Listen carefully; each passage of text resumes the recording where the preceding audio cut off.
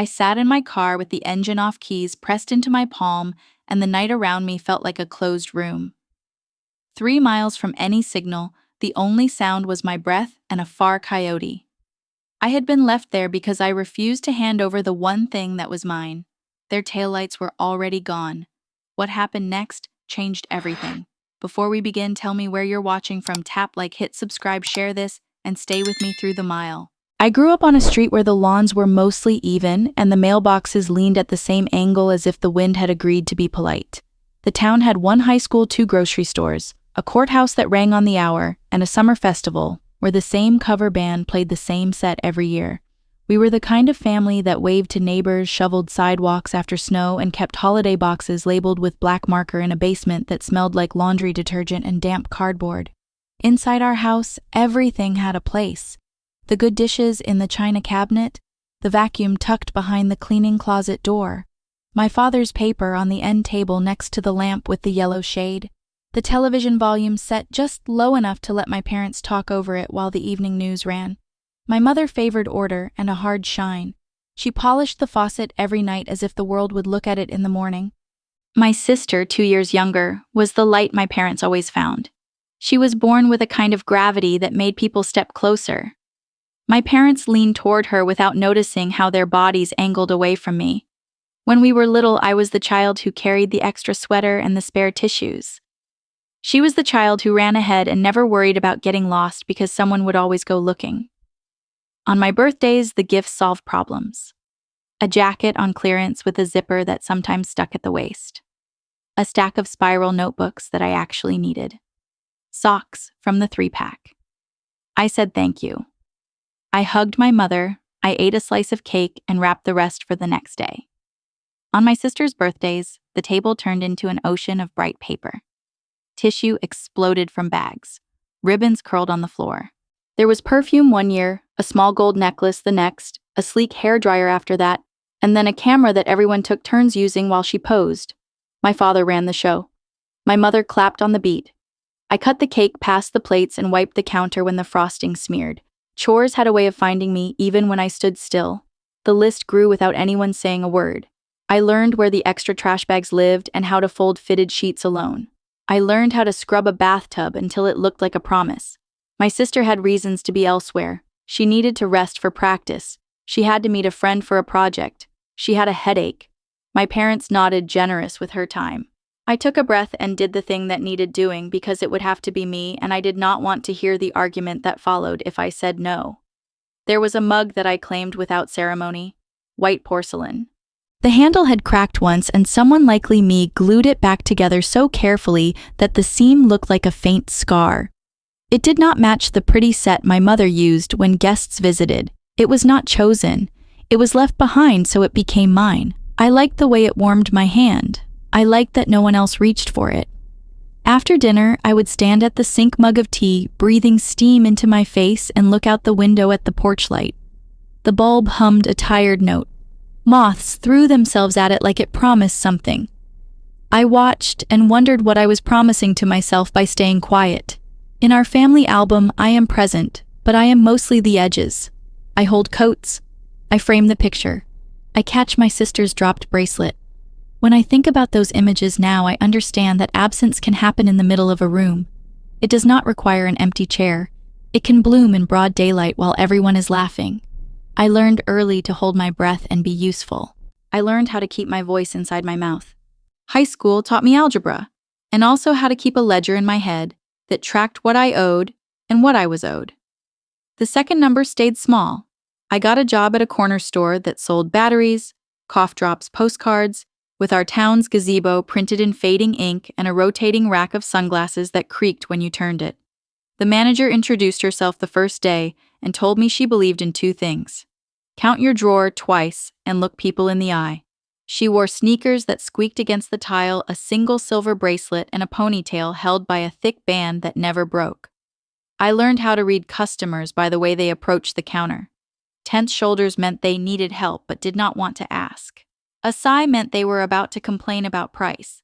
The best ones looked tired in a way that made me want to soften my voice. I learned that kindness can be specific. Hold the receipt out so they do not have to reach far. Turn the bag so the handle points toward them.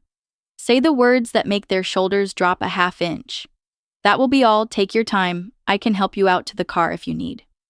I took my first paycheck home and placed part of it in the grocery envelope. I tucked another portion into a jar in my closet that I labeled with a sticky note that read later. That jar became a kind of lighthouse in a room where nothing belonged to me for long. Later grew by dollars and fives, sometimes by the coins from my pockets that I counted by sound. My sister lived in the glow of other people's attention. She joined dance and needed shoes that I could not believe cost that much until my mother paid without blinking. She needed a dress in a specific shade that the store did not stock, so my mother ordered it from a catalog and paid extra for shipping. There were rehearsals and recitals. There were flowers and vases on the kitchen table that she took pictures of for weeks. My father learned to whisper when she got into the car after practice so as not to disturb the mood before a performance. I joined nothing that cost money. I went to school, went to work, and came home to thaw chicken for dinner.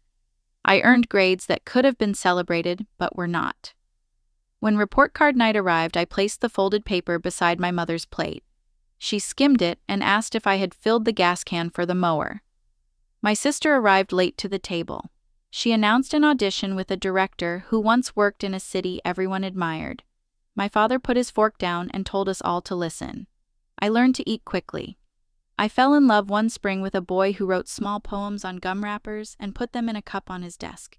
He had hair that would not lie flat and a grin that landed in the pit of my stomach.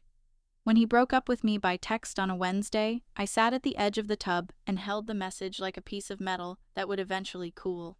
I went downstairs to wash my face at the kitchen sink. My mother walked in and reached past me for the glass cleaner.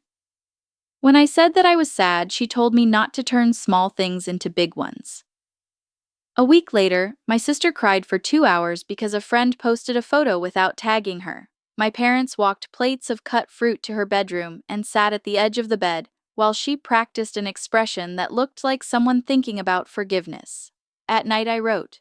I did not write poems. I wrote inventory.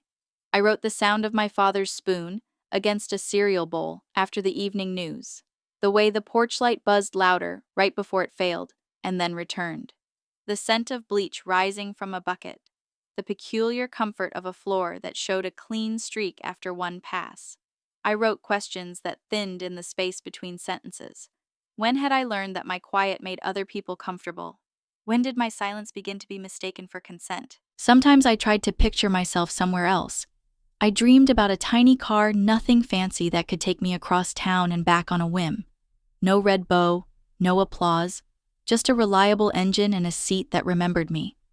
I would drive to the library after closing and drop books through the slot. I would stop at a park with a pond and sit in the driver's seat long enough to watch ducks argue. I would adjust the mirror and see my face tilted at a new angle. For a long time, those images were enough to keep me moving. I told the jar in my closet that later would become now. It took longer than I wished, but time moves even when no one is watching. After graduation, I found work at a healthcare clinic 5 miles from home, where the lobby smelled faintly like citrus cleaner and photocopier heat. Mornings began with the printers rattling and the phone kicking off a chorus that did not stop until lunch. The waiting room took turns being restless and reverent. I learned to pronounce last names by listening first, and to make a pot of weak coffee that somehow satisfied the most impatient people in the county. The job did not pay glory. It paid rent in other lives. It paid an electricity bill I would never see and a grocery total I did not control. Every payday I peeled off a portion of the check and placed it in my mother's hand. She did not say thank you. She said good. Then she told me we were out of aluminum foil, or that the vacuum was making a noise, or that I should not use the good towels to dry the dog if she got caught in the rain again. My father grunted something about responsibility and told me adult life was simple if you did not complicate it with feelings. A letter arrived from a city 2 hours away, inviting me to interview for a clerical position in a hospital that would have changed my view. It would have paid a little more and trained me to manage records in a system bigger than our town's gossip.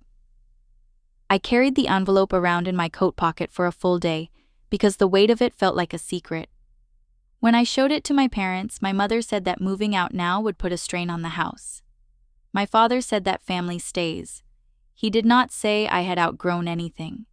He only said that people who think they are too good for where they came from end up discovering that no one else wants them either. I called the number the next day and thanked the woman for her time.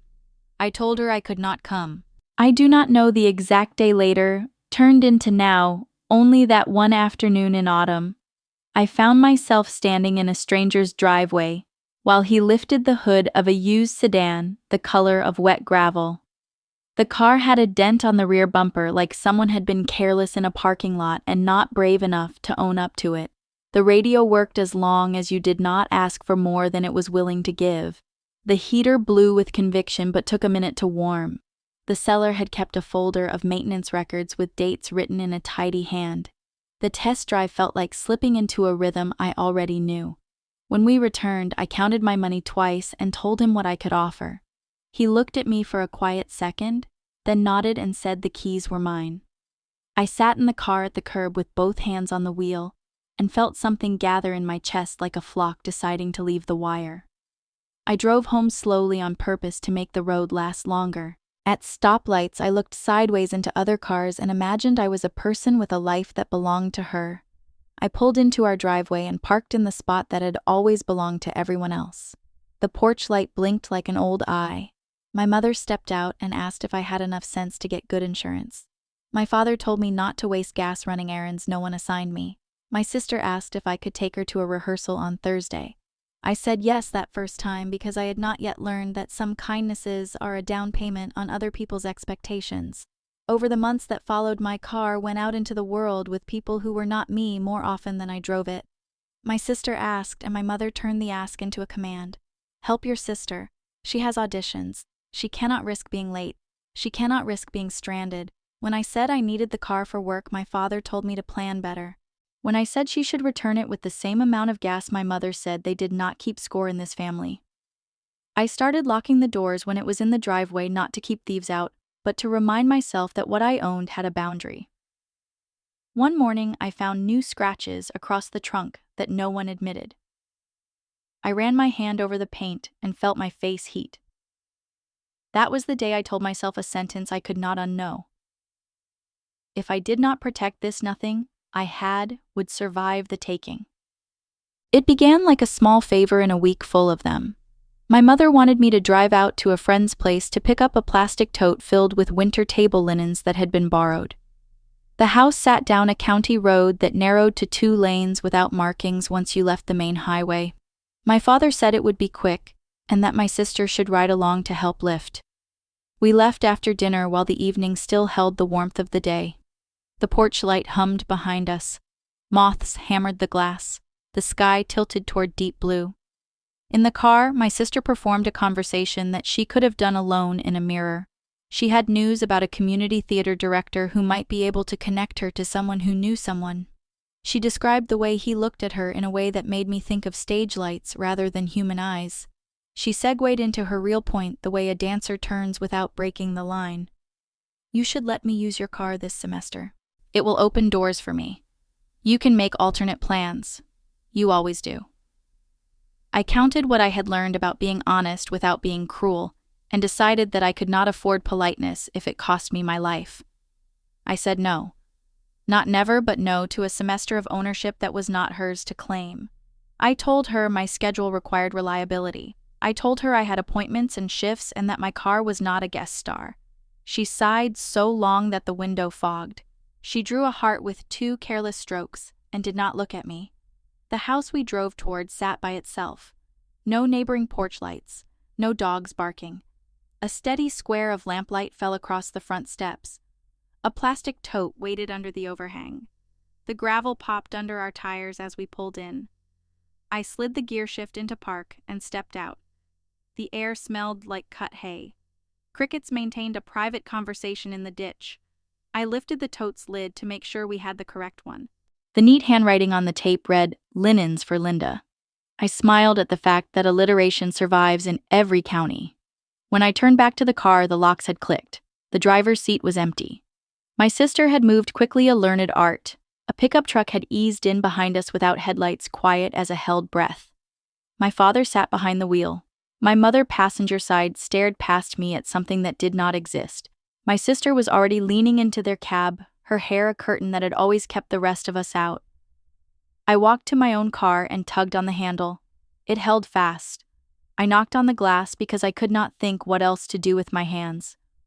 The pickup pulled forward slow enough to make me think they might stop. My father did not look at me. My mother pinched her lips as if a lemon lived there. My sister rolled down the window and said I should call when I was ready to act like family. Then the truck turned back onto the road and rolled away. The tailgate grew smaller. The sound of gravel under tires softened and then became the sound of crickets again. The porch light washed the steps with a square of weak gold. My phone said no service. The sky leaned in with its whole weight. I sat in the driver's seat and placed my hands where they belonged. I did not cry. I did not yell into the shape of the house or the dark that swallowed the road. I examined the way my breath sounded when I did not make it try to be anything other than air. I could have turned back right then, driven home, and pretended that this was a misunderstanding. I could have texted a promise I would never keep and returned to a system that would always take and then demand an apology for not taking faster. Instead, I turned the key. The engine cleared its throat and then settled. I pulled out, easing the tires away from the ditch, and drove the way you drive when you know the road, but do not trust it anymore. I did not think the words abandon until I reached the highway and saw the sign that pointed toward town like a command. That was when my mouth said the sentence out loud so the world would hear. They left me. They left me here because I would not give them what they wanted. The sentence did not break me. It arranged something inside me with click after click as if bones had been out of place and now were sliding into their rightful notches. The gas station near the highway glowed in a way that made the bugs look like a storm trapped under the canopy. I parked by a pump that did not ask for my card because the store was closed. The night air tasted like rubber and heat from engines that had already left. I sat with the window cracked and watched the empty road like it might send a sign. My phone remained blank. If a person wanted to design a moment that felt like a test, it would look like this. Bright light, empty distance, a choice you could make into a story later if you wanted to pretend it had been harder. I drove home because that is where my belongings were, and because ending one chapter requires packing and not just leaving a room in a cinematic way. The porch light was still on an old soldier pretending not to wobble. The living room held my father's chair like a throne for a kingdom I no longer served. I drank a glass of water in the kitchen and looked at the clean counters as if they belonged to a museum. I took the cracked mug down from its place, turned it over, and read the faint line where the glue had made a path. I wrapped it in a dish towel and set it in a small box with my name on it. I understood then that some objects are not expensive, but they still cost a great deal to lose. In my room, I slid the suitcase from under the bed. Dust rose like a small flock of birds and then settled. I rolled socks into pairs and tucked them into the corners. I folded jeans into clean stacks. I included 2 sweaters for the way your body gets cold when you make a hard decision, and then tell the truth about it. I put my journal in the top with a pen stuck through the spiral so it would not leave me when I needed it. I emptied a tin of quarters into a cloth bag. I tucked a photograph of myself at 15 behind the zipper. In that photo, I had no idea that duty can turn into a cage when it is welded together with fear. My phone found a bar of service, and then another. Messages came in a row like bricks falling off a truck. My sister wrote that she hoped I had calmed down. My mother wrote that I needed to remember how to be a good daughter. My father wrote that I was stubborn, and that stubbornness ruined women. I read every word and felt nothing except a widening field in my chest. Not relief, not triumph. Just a kind of quiet that made space for the next thing. At 2 a.m., I sat on my bed with my hands resting on my knees and made a list in my head of what I owed the people downstairs. The list was very short. I stood and placed a note on the kitchen counter. It did not explain itself like a petition. It was brief. I will be safe. Do not call. I am not coming back. I picked up the box with the mug, carried my suitcase out, and closed the front door with care because even in departure I wanted to leave the place as I had found it. The porch light drew circles around moths. I set the suitcase in the trunk. I slid into the driver's seat. I put my hand on the wheel and told the car thank you because gratitude does not require an audience. The engine turned over without drama. I pulled into the street and did not look in the rearview mirror because I did not want to see the house small enough to fit inside a rectangle. I wanted the road ahead to fill my eyes. The motel by the interstate looked tired in a way that comforted me. The clerk wore a knit cap and a sweatshirt that had seen better days. He did not ask for details. He took my cash and handed me a key attached to a plastic fob that had the number stamped into it. The room smelled like HVAC and old soap. I sat on the edge of the bed and listened to the heater rattle itself into warmth. When I slept, I dreamed of a long hallway with doors on both sides and my own key in my hand. Morning arrived like a favor. I walked to the diner next door and ordered eggs and toast from a woman with a braid thick enough to be a rope. She called me honey without making it sound like a performance. She refilled my coffee halfway each time as if she believed in the power of the middle. I ate slowly and realized that ordinary kindness is more filling than food. I found a small apartment above a store that sold hardware and bird seed. The lease was straightforward, and the landlord used plain words.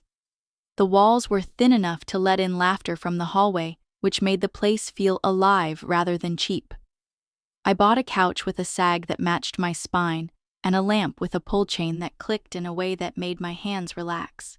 I placed the cracked mug on an open shelf in the kitchen and set my car keys on a hook by the door. I planted a succulent in a clay pot and learned how to turn it so it would not lean too far toward the window. At the clinic, I added a weekend shift for a while and tucked the extra into a savings account that I named Freedom on the online banking page. I learned to say no to overtime when my body clock begged for mercy. People at work saw me as a person and not a resource. A nurse taught me how to stretch my hands so my fingers would not ache from typing. A younger coworker asked me for advice on a resume. A doctor once said thank you for finding an error in a chart before it reached a patient. I kept those small bouquets in my head for days and watered them with memory when nights felt long. A friend from the clinic invited me to a walking group that circled the park near the library. The path took us past a pond where geese argued like old couples. She asked me how I took my coffee and then remembered later without asking again. I did not tell her my whole history at first. I told her small things. That I like cinnamon on toast. That I kept a list of synonyms in my phone because language gives me pleasure. That the porch light at my old house had a sound I could identify with my eyes closed. She did not flinch. She told me she likes to sit in her car sometimes before going inside because the air in that small space belongs to her alone for a few minutes. There were setbacks like pebbles in a shoe.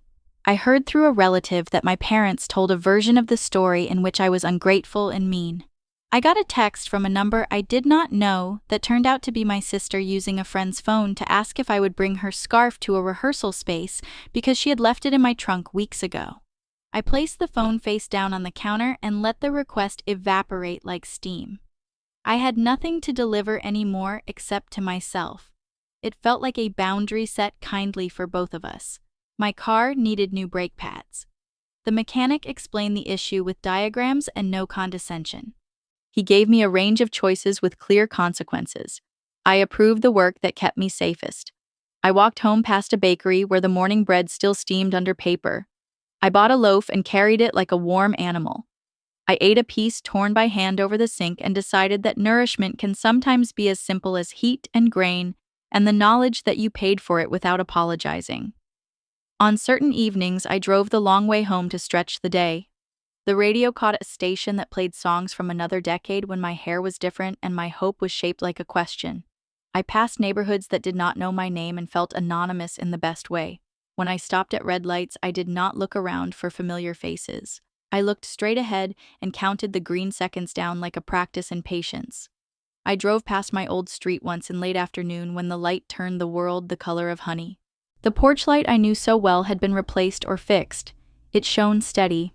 A few houses down, a child rode a bike along the sidewalk with training wheels that squeaked on every rotation. I did not slow, I did not accelerate. I let the car carry me the same speed a person walks when she is not late. I started using my mug for more than tea. Soup when I was sick. Coffee on Sunday morning. Hot water with lemon when sleep tried to escape me. The seam on the handle eased under my thumb like a familiar path. It reminded me that repaired things can be the strongest because they understand exactly where they were once weak. When I think of that night now, the 3 miles from any signal, I do not see betrayal as a fire. I see it as a doorway I finally chose to use. Some doors swing open after you have tugged for years without knowing the hinge only needed oil. Some stay shut no matter how gentle or furious your hand. That road taught me which kind of door I was facing. I stepped through. On the other side was not triumph music. It was a room with a table, a chair, and a window I could open when the air grew stale. The lesson is not a slogan about independence. It is not a lesson I want printed on a throw pillow. It is about the plain work of dignity. It is the work of learning where the line lives for you, and then respecting it even when people you love insist that moving it would be easier for them. It is about saying no without dressing the word in defensive explanations. It is about accepting that some people will call your boundary cruelty because they benefited from your lack of one. I still have days when I think of my parents at the kitchen table and my sister's voice rising in a room where the chairs always faced her. I wonder what I would say if I sat there now. Likely nothing. Some truths are not for delivering to people who are committed to misunderstanding them. Some truths are for living. I drink from my mug, put my keys in my pocket, and live the truth that leaving saved me. A few months ago, I pulled into a car dealership lot by accident while trying to find a shortcut to the clinic. It was a bright Saturday. Balloons bounced against strings. Salesmen wore ties that tried too hard. Several cars wore enormous red bows on their hoods like the world was a stage and the audience had arrived. I parked for a minute and watched from my window as a family posed for a picture, their arms looped around each other's shoulders, their smiles wide enough to hurt later. I waited for envy that did not come. What I felt instead was a soft certainty. I did not need a ceremony to confirm what belonged to me. If you have ever kept a small thing because it was the only thing that kept you, if you have stepped into the dark with your own keys in your hand and found your way home without permission, you understand. If you have had to choose between being liked and being whole, and you chose whole, you understand. If you are not there yet, if you are still sitting in a bright kitchen with your voice quiet inside your chest, I am not here to tell you what to do. I am here to say, you are not alone. The road waits whether you take it or not. The wheel does not care if your hands shake. The first mile counts the same as the 10th. Thank you for listening to me unfold a private memory in a public room. It means more than I can say.